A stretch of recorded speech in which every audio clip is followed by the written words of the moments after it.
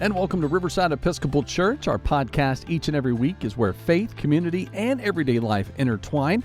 We believe in being guided by God's Word and embracing every heart. You're invited to join us each and every Sunday at 10 a.m., and you can find more about us at riversidemcalla.org. So we want to bring you this week's sermon from Reverend Cameron Nations. It's been a minute since I preached at morning prayer. I almost reflexively said, please be seated. But there you are.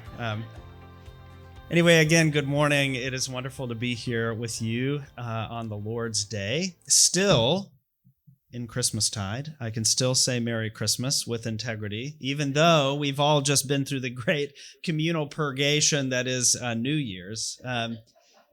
Every Lent, we all make disciplines for Lent, and that's that's good and important, and we'll get there in a little while. But I actually think culturally, the world does Lent now, right? The world does Lent on January 1st, and already by January 4th, we've gotten off the wagon, right? Anyway. But it is good to be here, and it's still Christmastide, and so we're still in mind of thinking about baby Jesus there in the manger with his parents and all that means for us. And so I want to talk today about this scene that we read about in Matthew's gospel, one that we're all familiar with, doubtless, right? Familiar with the wise men coming to visit the baby Jesus and bringing their gifts. Now, because of the gifts that the wise men bring, there is a joke that the three wise men were the first and last men to ever be invited to a baby shower. Because, what good are these gifts to a new mom, right? Gold, frankincense, and myrrh.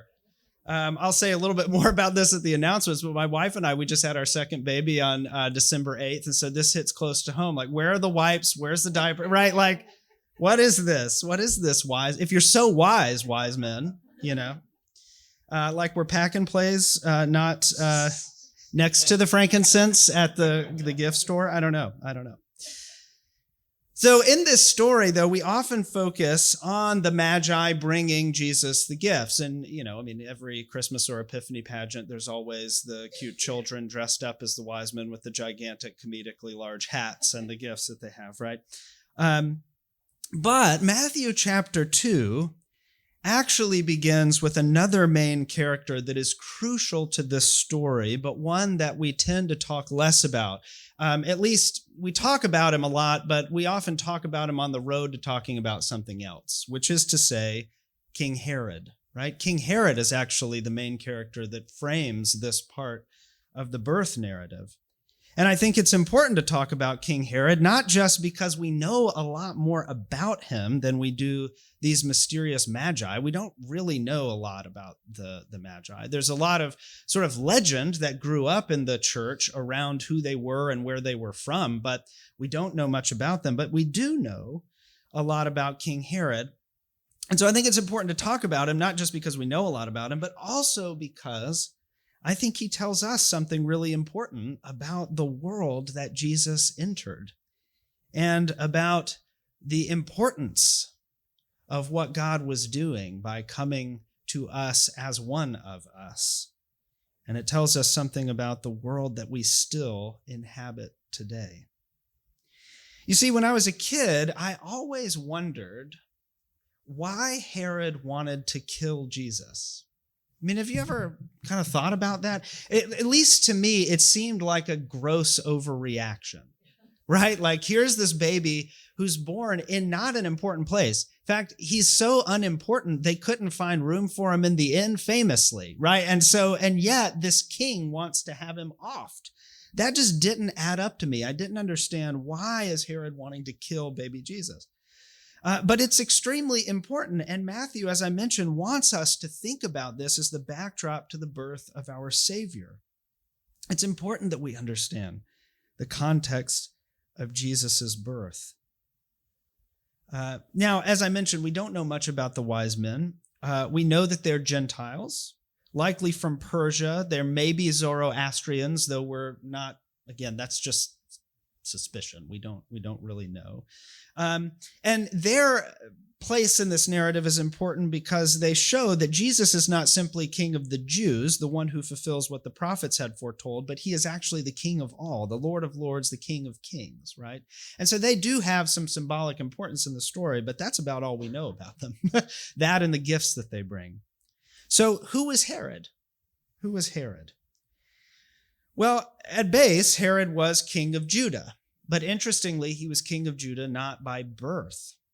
Though he was raised as a Jew, Herod was an Idumean, okay, whose family had developed a good relationship with someone we may have heard of, Julius Caesar, okay. His family was good friends with Caesar, and Caesar granted Herod's father control of Judea. That's actually how Herod came into his power. Another guy we may remember from like high school history, Mark Antony, was actually the one who named Herod the Tetrarch, or the person who was in charge of Galilee. And after some political maneuverings and strife, the Roman Senate named Herod king of the Jews around 40 BCE, so right about 40 years before where we find ourselves in this narrative. Herod's kingship was contested, however. And it wasn't until a few years later that with the military assistance of Mark Antony, that Herod was able to claim the throne for himself. Now, of course, Mark Antony would end up losing out to another person we may remember, Octavian. Is this all coming back a little bit, right? Octavian would go on to become Caesar Augustus, who also is very important to this whole story as well, right? And Herod would then have to curry favor with this new Caesar as well. So he was having to do a lot of political maneuvering. And Herod was not only allied with Rome, but his very power and authority was granted by Rome. Without Rome, Herod really didn't have legitimacy to rule. He ruled only because Rome let him. And so, because of this, he faced this question of legitimacy from two sides, from Rome and from his own subjects, who didn't regard him necessarily as like a proper Jewish person, right? Like most rulers of dubious legitimacy, who feel like they've got something to prove, Herod's rule was marked by numerous monumental building projects, including a renovation of the temple in Jerusalem and an expansion of the temple grounds. He also built an important port and a bunch of fortresses, which was this sort of performative gesture towards his military might and superiority, right? He had to look like he was a strong leader. Now, what's interesting about Herod is we also have a lot of information from ancient historians, like historians who are writing at Herod's time or thereabouts. And these ancient historians, in addition to Matthew himself, don't paint a favorable picture of Herod, telling of a rather brutal ruler governed by fear who was insecure and viewed by his subjects with immense skepticism, as I mentioned. Again, he was facing this question of legitimacy from two sides. Now, many Jews did not like him because of his allegiance with Rome, and they often questioned the sincerity of his Jewish faith, as I said, right? Believing that his family had converted not out of sincere belief, but out of political expediency. And so they didn't really find his faith to be credible either. Romans, meanwhile, saw Herod only as a pawn, useful only insofar as he kept the Jews in line. It's said that Herod had numerous secret forces that he would actually use to spy on the populace and report whether or not they said favorable things about him. And just to give you an idea of how disliked Herod was in his own time, both the Pharisees and the Sadducees, who we read a lot about in the Gospels, and they're often at loggerheads with one another and with Jesus, both of them, though, were united in their dislike of Herod. They had something in common there. Herod also, like other sort of famous kings throughout history, weirdly, killed numerous of his wives. For whatever reason, that tends to be a theme, and was even willing to kill his own sons, okay, to ensure that the one that he wanted would be his successor on the throne, okay? I mean, this is the guy that we're dealing with here. And so when word of a baby, coming back to this original question that I had, like, well, why did he feel like he needed to kill Jesus? That seems like a gross overreaction. But knowing what we know about Herod, right? When word of a baby born of the line of David, right? David's a pretty important king in Jewish history, reaches Herod's ears, he is terrified because this too poses a threat to his power and legitimacy. The fragile facade of his leadership could easily be undone by someone who the Jews believed to be their real king, their Messiah, right? And so all of a sudden you go from this baby for whom there's no room in the inn and he's kind of born in a stable in this backwater town to suddenly actually this being a real threat to the king. And so Herod's mind begins to spin with visions of the people rising up and rallying behind this family and this baby. And perhaps he thought even Rome itself might turn against him if someone else seemed a lot more capable of keeping the peace than he was. And so he hatches a plan, which is what we read about this morning. Now, as we've already established, Herod had little to no moral compass, right? He was driven only by two things, fear and power. And so in this way, Herod represents the ways of the world, doesn't he, right? The way that most things operate, fear and power. Fear and power. A world that in some respects hasn't changed all that much, unfortunately. In fact, we probably know Herod in some ways. We know someone who would do anything for power, for control, someone who is so desperate for approval and validation that they're blinded to their own destruction and moral decay, where the ends always justify whatever means, no matter the collateral damage, no matter the people harmed or the institutions desecrated or the number of rules broken in the pursuit of fear or power through fear, right? In fact, perhaps at one time or another, though we don't want to admit it, we may have been Herod in our own lives and to the people around us. It's unfortunately easy to do, and it's even easier to ally ourselves with when that same fear and power serves us. Now, we'd like to believe, I think, that being good Christian people, we're above that kind of thing, right? But power like that has a kind of gravitational pull. It's very strong, and it seeks to sort of corrupt all of those in its orbit. Even the Magi in today's story were tempted to play by Herod's rules, perhaps even duped into thinking that Herod's motives were pure or innocent. They seemed initially willing to give Herod the benefit of the doubt, right? Go and find this baby, Herod says to the Magi, and come back and tell me where he is so that I can pay him homage also, right? I want to show my thanks and respects.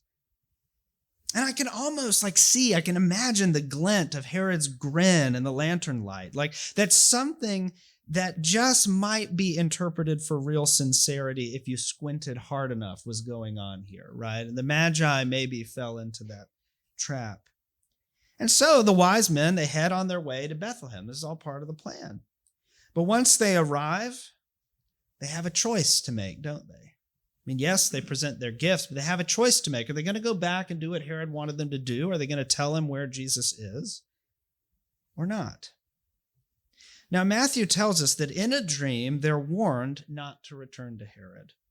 And Matthew doesn't tell us the details of the dream. He doesn't say exactly what that warning looked like, but I imagine that that warning laid bare Herod's true intentions, that in this dream, they saw Herod's plan for what it was. They saw his evil scheme, that this was a man who, as we will see in the very next verses, actually, Matthew, we don't read them, but what happens immediately following this in the story is Herod has every baby in Bethlehem under the age of 2 slaughtered in hopes that he'll just sort of catch Jesus in that net. Mary and Joseph actually have to flee. They go to Egypt for a little bit. Anyway, so the Magi have a choice here, right? And they have this dream that shows them what they're having to choose between.